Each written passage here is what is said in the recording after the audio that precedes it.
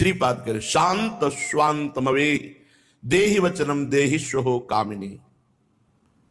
शांत रहो, अपनी इंद्रियों के वेग को सहो। काम आ रहा है राधा राधा राधा राधा राधा राधा। ये मोबाइल बहुत जहर है भाई, बहुत से बच्चों को नष्ट कर रहा है। बहुत सुधार भी इससे होता है, सत्संग सुना जाता है, आवश्यक फोन आदि आवश्यक कार्यों में बड़ा प्रयोग में आने वाला यंत्र है, धन्यवाद भी है। पर इसका जो कुप्रयोग करते हैं बहुत हानिकारक है।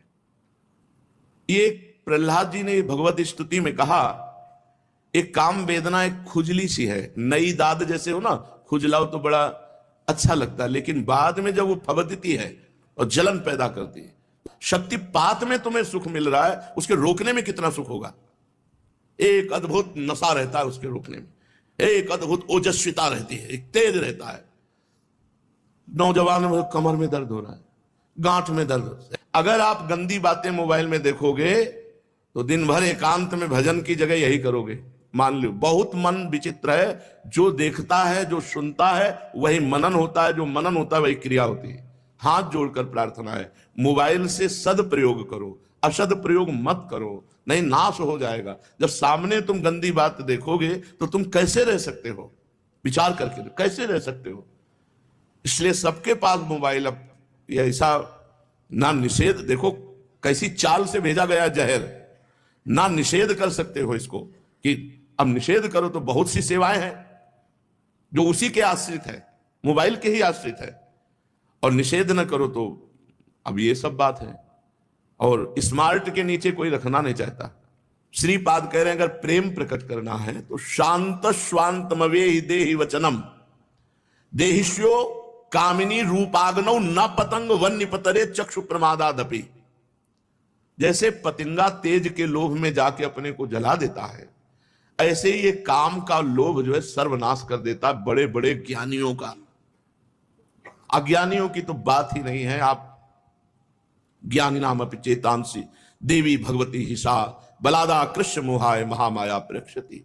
महामाया, हे नाथ मैं आपकी शरण में हूं, रक्षा करो, और हर समय राधा राधा राधा राधा तो बचने के चांस है। और ये गंदी बातें देखना, गंदी बातें करना, ये सर्वनाश है।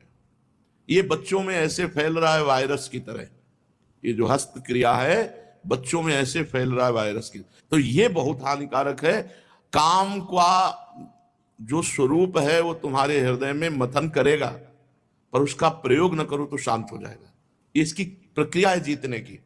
जैसे जलन हुई बहुत अंदर, एकांत हो जाओ, शांत हो जाओ, शांत स्वांतमवे, शांत हो जाओ, राधा राधा राधा। लाडली जू कृपा करो, हे करुणा में कृष्ण कृपा करो, आपको बल मिलेगा। देखो बहुत फर्राटेदार सत्संग की बातें हम आपको बताते जाएं और नींव आपकी कमजोर है तो कुछ पकड़ में नहीं आएगा।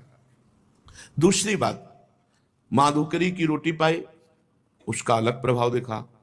घर में एक घर में बैठ करके प्रसाद पाया, उसका अलग प्रभाव देखा।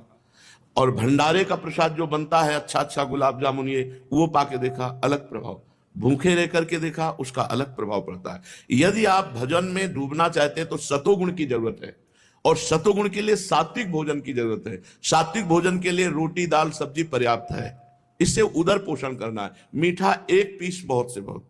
ब्रह्मचारी को खट्टी वस्तु, अधिक मीठी वस्तु, गरिष्ठ वस्तु, फूल गोभी, चावल, दही, कई ऐसी मूंगफली और ड्राई फ्रूट, सब ये सब बंद। बीमार की तरह भोजन ब्रह्मचारी का होता है। हल्का भोजन, सात्विक भोजन, अच्छे अच्छे पदार्थ पाओगे तो भजन नीरस होगा, और नीरस भोजन पाओगे तो भजन सरस होगा। कितनी बार सुना है, कौन धारण करता है। शांतम स्वांतम अवेहि देहि वचन। ऐसा नहीं प्रभु कि हम आपको उपदेश कर रहे हो और हम रसगुल्ला छान रहे हो, ऐसा नहीं है। सच्ची मानिए, अगर आप हमारे भोजन को देखेंगे तो आप यही कहेंगे कि ऐसा भोजन तो एक साधारण आदमी भी नहीं करता। नमक, थोड़ा घी रख लिए, ज्यादा नहीं, और रोटी से ऐसे, या थोड़ी सब्जी थोड़ी दाल, इसी से हमारा चलता है। और तो योग्य ही नहीं रखा। यही जीवन की बड़ी लीला विचित्र है कि जब पाने लायक थे तो था नहीं, और जब है तो पाने लायक नहीं है। और बड़ी भगवान की विशुद्ध कृपा है, बहुत विशुद्ध कृपा है भगवान की। जब प्रतिकूलता के द्वारा जीवन में भजन की वृद्धि की जाए, प्रतिकूलता से ही भजन की वृद्धि होती है। बिल्कुल समेट, ये देखो, ये शरीर तुम नहीं हो, मान लो, ये इंद्रियां तुम नहीं हो, मान लो। जब नहीं मानते तो मेरे भगवान वही सब अनुकूलता दे देते हैं जो आप चाहते हो। जो इच्छा करियो मन माही, हरि प्रसाद कछ दुर्लभ नाही। शांत, कितना आनंद है, शांत आप बैठे हुए भगवत चिंतन परायण, आंखों से अश्रु, जरा कभी ललचाओ ऐसे सुख के लिए। वचनम देहिष्यो कामिनी रूपाग्नौ न पतंग वन निपतरे चक्षु प्रमादाम दपि। नेत्रों से चक्षु प्रमादादपि। यदि माताओं बहनों की तरफ गंदी दृष्टि से देखोगे, मोबाइल में गंदी दृष्टि से वो सब देखोगे, बहुत बहुत कलयुग का विचित्र स्वरूप है। ये जो मोबाइल है बहुत साधना में बहुत हानिकारक है, बहुत हानिकारक है। अगर आप इंद्रिय विजयी हो तो बहुत सहायक भी है। रख दिया महापुरुषों के वचन, कान में सुन रहे, माला चला रहे, बहुत सुंदर सहयोग है। एक से एक महापुरुषों के वचन आप सुन सकते हैं, लेकिन इंद्रिय विजयी नहीं है तब तो बहुत बड़ी हानि है। और इससे बचो भाई, इससे बचो, बच्चों इससे बचो। अगर किसी को गलत क्रिया का अभ्यास है तो नियम लोग, ये कसम खाने से, दृढ़ता पूर्वक कसम खाने से छूटता है।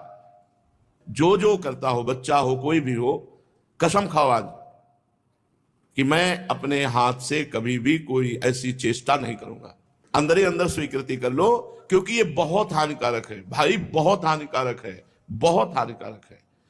जो इस क्रिया को करते हैं वो गृहस्थी में जाने लायक नहीं रह जाते, क्योंकि उनकी नस नाड़ियां इतनी नष्ट हो जाती हैं कि वो सोच मात्र से गृहस्थी के योग्य नहीं रह जाते। वो जहां चिंतन किए तहां वो गृहस्थी के लायक नहीं रह जाते, ऐसी कमजोरी हो जाती है। इसलिए गृहस्थ और विरक्त दोनों के लिए ये हस्त क्रिया बहुत हानिकारक है। इसका कहीं प्रवचन नहीं होता, इसकी कहीं चर्चा नहीं होती, और ये बहुत हानिकारक है। न बच्चे माता पिता से बता सकते हैं, न माता पिता बच्चों से पूछ सकते हैं। जिससे नींव मजबूत होती है, वही नींव बर्बाद कर दोगे तो कैसे बनेगा। रूपाग्नौ न पतंग वन निपतरे चक्षु प्रमादामपि। ये जो रूप सुंदर लगता है ये केवल क्षणिक है, कोई सुंदर नहीं। थोड़ा तो आंखें खराब इसलिए सुंदर दिखाई देता है। सुंदर वो है जो सुंदरता की सीमा का भजन करता है, प्रभु का भजन करता है, जिसका हृदय सुंदर है। रूप सुंदर हो न सुंदर हो वो सुंदर है, जिसके विचार सुंदर हैं, जिसका चरित्र सुंदर है, जिसका भाव सुंदर, वो सुंदर है। ये चमड़ा सुंदर थोड़ी है। देख आए थे, कहती मैं खुश नहीं हूं, विश्व का हर सुख हमारे पास है। कहती मैं खुश नहीं हूं कि सब कुछ हमारे पास है पर हम खुश नहीं है। हम आपसे पूछने आई क्यों? तुम कहा श्री कृष्ण तुम्हारे जीवन में नहीं है इसलिए तुम खुश नहीं हो। जिसके जीवन में भगवान नहीं है वो कभी खुश नहीं हो सकता। ब्रह्मभूता प्रसन्नात्मा न सोचति न कांक्षति। भगवान जिसके जीवन में होते, न कोई सोच है न कोई चाह है, एक अद्भुत आनंद। अद्य शो न पतिष्यतो वपुषः पोषाय दोषा करे। अपना नाश मत करो। जीव अपना स्वयं नाश करता है, अपना उद्धार स्वयं करना। अद्य शो न पतिष्यतो वपुषः।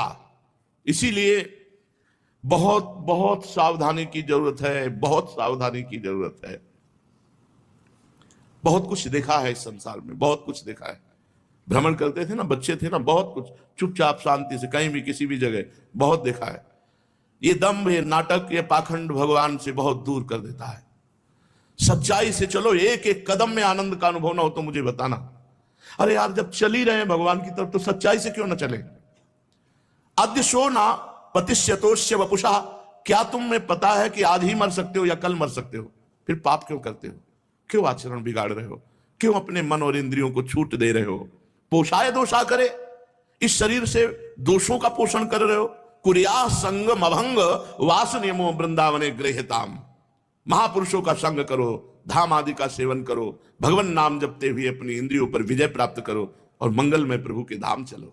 ये बहुत हो गया संसार का खेल खेलते हुए। थोड़ा तो हिम्मत करो, थोड़ा हिम्मत करो। ये ऐसे क्रियाएं हैं कि आप ये भी कह सकते हैं कि मैं करता नहीं, हो जाता है। क्योंकि जब अभ्यास सिद्ध हो जाता है तो फिर करना नहीं पड़ता, फिर होता है। चाहे वो भजन हो, चाहे वो संसार की क्रियाएं हो। सिद्ध आदमी जो भजन करके भगवान का होता ना, उसकी दिव्य लीलाएं चलती, वो बात करता है भगवान। और जो प्रपंची होता है वो भी सिद्ध होता है, वो सोते समय जगते समय भी गाली गलौज संसार की बातें वही उसके, वो भी सिद्ध हुआ है क्योंकि जीवन भर वही किया है। तो जैसे बूढ़ा आदमी ना, तो देखा तो लगा किसी से बात कर रहा, अकेले में बात कर रहा है, अकेले में अपने आप में बात कर, जैसे सिद्ध पुरुष अपने आप में बात करते हैं भगवान से, ऐसे वो प्रपंच में खोया हुआ है। ऐसे ही ये गलत क्रियाएं भी सिद्ध होती हैं, फिर हटाना मुश्किल होता है, पर परिपक्व अवस्था आ गई अभ्यास की तो गलत क्रिया हटाना बहुत मुश्किल होता है। इसलिए अभी आज जो सत्संग में बैठा है वो अगर इन गलत क्रियाओं को करता है तो वृंदावन धाम को साक्षी करके कसम खा लो, आज से स्वयं में कोई भी ऐसी असत क्रिया हम नहीं करेंगे। ये देह नष्ट होने वाली वस्तु है, इसी से हम अविनाशी पदवी प्राप्त करेंगे। 2 महीना सच्चाई से ब्रह्मचर्य रह के देख लो, 2 महीना अगर आपके जैसे गिलहरी नहीं टिलटिलाती हुई, ऐसे पूरे शरीर में एक ऊर्जा शक्ति आपको दौड़ती नजर आएगी। और ब्रह्मचारी के पैर ऐसे पड़ते हैं जैसे आग में कोई चलता हो, आग में कैसे चलता है ऐसे उसके पैर पड़ते हैं। ओज तेज ब्रह्मचर्य ये सब दिव्य साधना में, इसलिए बहुत सावधान भाई। ये जीवन श्रीपाद कह रहे हैं प्रेम प्राप्ति के लिए, प्रेम में सबसे बाधक काम है, काम में सबसे बाधक ये हस्त क्रिया है, क्योंकि सहवास तो पानी ग्रहण होने पर होगा, अगर पानी ग्रहण के पहले तो महापाप है, और ये क्रिया के लिए किसी के ग्रहण करने की जरूरत नहीं। इसलिए सबसे प्रार्थना है जिनमें ऐसी भूल हो वो बहुत सावधानी से इसको हटा दें।